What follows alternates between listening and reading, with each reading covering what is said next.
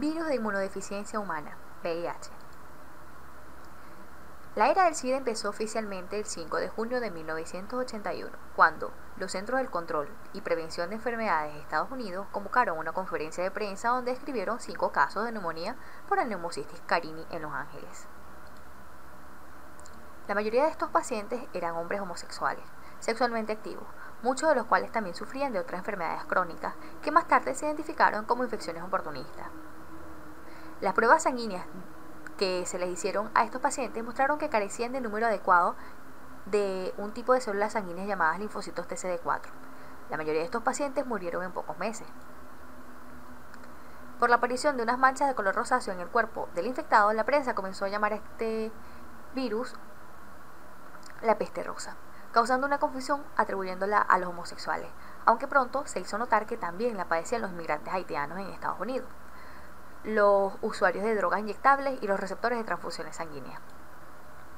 En 1984, 2 científicos franceses del Instituto Pasteur aislaron el virus de SIDA y lo purificaron. El doctor Robert Gallo, estadounidense, pidió muestras al laboratorio francés y, adelantándose a los franceses, lanzó la noticia de que había descubierto el virus y que había realizado la primera prueba de detección y los primeros anticuerpos para combatir la enfermedad. En 1986, el virus fue denominado VIH, virus de inmunodeficiencia humana.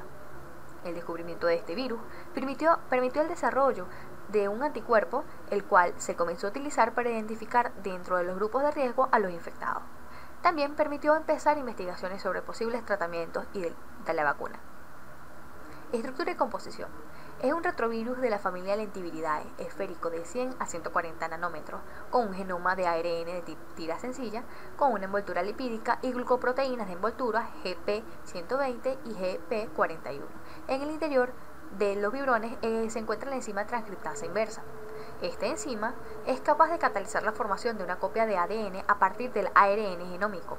El provirus del ADN sirve de molde para el ARN viral. Se ha aislado hasta el momento 2 virus causantes de inmunodeficiencia humana, VIH-1 y VIH-2. El VIH-1 es el agente causal de la epidemia mundial y el VIH-2 parece ser casi exclusivo de África Occidental y es menos virulento. Ciclo de replicación.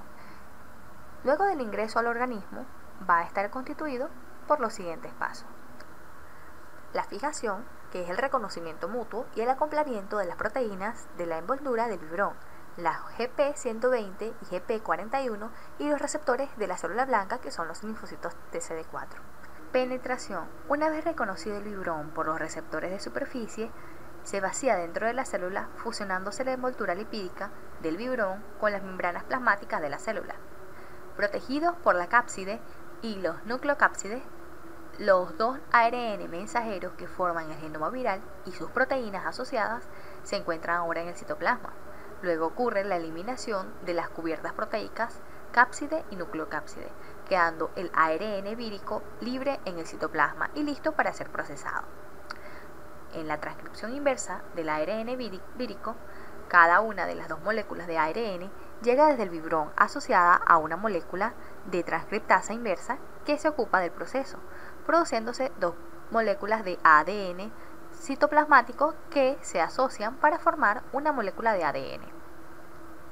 En la integración, como su nombre lo dice, se integra el genoma vírico en el genoma de la célula huésped, penetrando en el núcleo y se inserta en el ADN celular con ayuda de una integrasa que procede del fibrón infectante.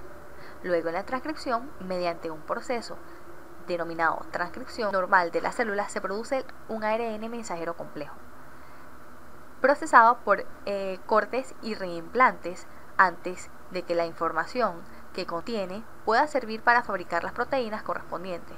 Una vez procesado, el ARN mensajero puede salir del núcleo a través de los poros nucleares. En la traducción, una vez en el citoplasma, el ARN mensajero proporciona la información para la traducción, es decir, la síntesis de proteínas. El resultado de la traducción no consiste inmediatamente en proteínas funcionales, sino en poliproteínas que aún deben ser cortadas en fragmentos. por acción de peptidasas específicas del VIH y poliproteínas, producto de la traducción, son procesadas cortándolas para formar las proteínas constitutivas del virus. Las proteínas víricas fabricadas se ensamblan junto con el ARN provirales para formar los componentes internos de la estructura del virón, los que constituyen la cápside y su contenido. Gemación. Este último paso ocurre cuando los nucleoides víricos se aproximan a la membrana plasmática y se hacen envolver en una verruga que termina por desprenderse formando un nuevo virón o partícula infectante. En una célula infectada se ensamblan varios miles de nuevos virones, aunque muchos son incompletos y no pueden infectar. Resistencia. Es inactivado en forma total mediante el cloro casero al 10%, el etanol al 50%, el isopropanol al 35%, el lisol al 0.5%, el peróxido de hidrógeno al 30% y el formaldehído al 0.5%, y también mediante el calentamiento a 56 grados centígrados por 10 minutos. Modo de transmisión. Puede ser mediante relaciones sexuales, transmisión vertical en el embarazo, donación de órganos o sangre, accidentes laborales, compartir jeringas sin esterilizar, entre otros. Infecciones oportunistas. Este va a estar constituido por 4 grupos principales o esenciales, que son las bacterias, los hongos, los protozoarios y los virus. En relación a las bacterias, aquí nombramos a las principales causales de dichas infecciones, como puede ser el estreptococo, la salmonela, el Mycobacterium tuberculosis. En cuanto a los hongos, vamos a tener a las Candida albicans, el Cryptococcus neoformans, Mycoplasma cápsula Pneumocystis carini. En cuanto a los protozoarios, vamos a tener el Toxoplasma gondii, el Hearta lambda, el Isospora belli, el Clistosporidium. Entre los virus vamos a tener el citomegalovirus, el Epstein-Barr, varicela zoster, el herpes simple, adenovirus, VPH, hepatitis B, entre otros. Neoplasias oportunistas. Estas van a ser causadas por el Epstein-Barr, que puede crear un linfoma no Hodgkin, el herpes virus 8, que puede crear el sarcoma de Kaposi, el cáncer de cuello uterino, que puede ser también debido al VPH. Se dice que las linfadenopatías y el cáncer cervical no son frecuentes en pacientes con SIDA, sino con VIH. Inmunidad. Cuando los seres humanos sufrimos infecciones virales, en algunas ocasiones presentamos las manifestaciones clínicas de la enfermedad aguda. En otras, la infección se presenta sin que nos percatemos de ella. Independientemente de que la infección viral produzca síntomas o no, la respuesta inmune puede lograr erradicar el agente infeccioso, pero puede que no lo logre, y se mantiene bajo el control del sistema inmune, permaneciendo infectado por el resto de su vida. Así se establece la infección crónica, que raramente provoca enfermedad en la persona infectada, mientras que la actividad del sistema inmunológico, tanto moral como celular, permanezca normal. En caso del VIH, las personas con infección crónica presentan ambos tipos de respuesta inmune e inhiben la replicación del VIH por 2 mecanismos, uno a través de la destrucción directa de las células infectadas, o cuyo reconocimiento es mediado por el receptor de las células T, y el otro es por la producción de factores solubles producidos por los linfocitos citotóxicos, que inhiben la replicación del VIH. Ambos mecanismos son mantenidos por la actividad de las células CD4 ayudadoras, que reconocen las proteínas virales que les son presentadas por los macrófagos. Todas estas respuestas inmunológicas al VIH tienen como resultado limitar el nivel de viremia, que cuando la respuesta inmune es lo suficientemente vigorosa, se establece en un punto muy bajo y el resultado es una lenta progresión hacia la enfermedad. Este es el tipo de respuesta observada en personas infectadas por muchos años y que, a pesar de no haber recibido tratamiento antirretroviral, se mantienen sanas. Tienen niveles de viremia muy bajos y una potente respuesta de linfocitos citotóxicos específicos al VIH. Los anticuerpos contra varios antígenos virales se producen con rapidez después de la infección, pero esta respuesta cambia con el paso del tiempo a medida que la infección avanza al SIDA. Los anticuerpos contra las glucoproteínas de la cubierta se conservan, pero los dirigidos contra las proteínas de la nucleocápside declinan.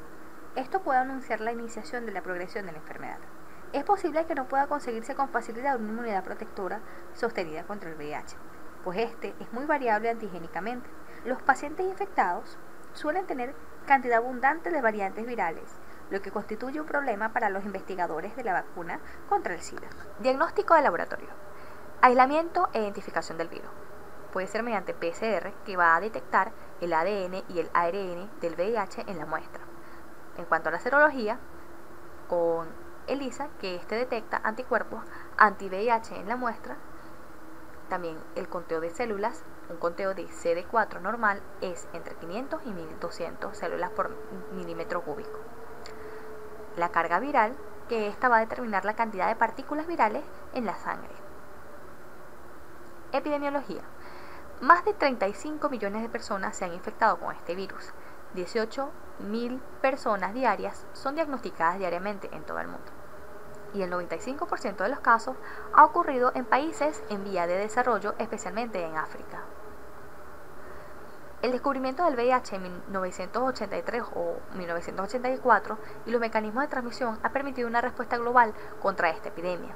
Se ha enfatizado las estrategias de control mediante la educación, cambios de conducta de riesgo, tomando en cuenta el respeto y protección de las personas infectadas. El desarrollo de nuevos antirretrovirales ha contribuido a mejorar la calidad de vida de las personas infectadas con el virus, aunque debido a su costo se dificulta su aplicación en países pobres. El desarrollo de una vacuna anti-SIDA para el control de esta enfermedad, pero que es un logro aún no alcanzado por la complejidad de este virus. Prevención. La educación de la población y la información acerca de esta enfermedad son indispensables en la prevención de futuras infecciones. Además, se pueden implantar un conjunto de programas educativos en donde se formen niños y adolescentes con actitudes que les permitan protegerse a ellos y a los suyos acerca del uso de preservativos y lo importante de no compartir jeringas ni agujas con nadie. Además, las personas infectadas deben abstenerse de donar sangre y compartir cepillos dentales u objetos cuya superficie pueda quedar rastros de sangre. El riesgo de infección luego de pinchazos es del 0.5%. Sin embargo, el personal de salud debe tomar ciertas medidas de prevención, evitando manipulación de objetos cortantes contaminados con sangre. Todos los equipos que tengan contacto con sangre deben ser esterilizados en autoclave o desechados de manera segura. Es obligatorio el uso de guantes en toda actividad que conlleve manipulación de sangre o fluidos corporales. Se debe tomar precaución adicional con agujas infectadas, descartarlas y encapucharlas. En caso de accidentes con exposición a sangre, hay que notificar inmediatamente y aplicar un tratamiento profiláctico frente al VIH. Algo importante: el virus no se contagia a través de piscinas, baños públicos, restaurantes ni otros lugares. No se contagia por besar, abrazar, trabajar o interactuar socialmente con alguien infectado con el virus. Tratamiento. Antirretrovirales, que son medicamentos para la detección de la replicación de la carga viral.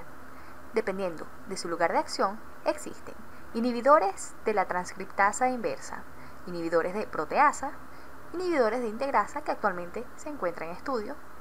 Debido a la resistencia que puede generar en el paciente, se utilizan diferentes combinaciones de medicamentos para el tratamiento.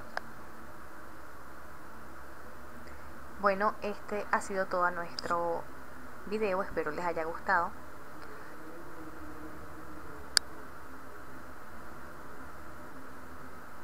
Muchas gracias.